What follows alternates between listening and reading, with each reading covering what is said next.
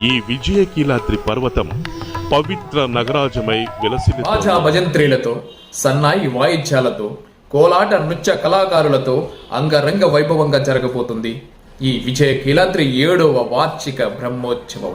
సాక్షాత్తు శ్రీ శ్రీ శ్రీ త్రిదండి రామానుజ చిన్నజీయర్ స్వామి వారి యొక్క ప్రత్యేక పర్యవేక్షణలో జరుగుతుందండి. ఈ అద్భుత మహత్తర కార్యక్రమాలలో ప్రత్యేకించి 16వ తారీఖున అనగా శుక్రవారం రథసప్తమి సందర్భంగా కళ్యాణోత్సవం అనంతరం గరుడ వాహన సేవ జరుగుతుందండి.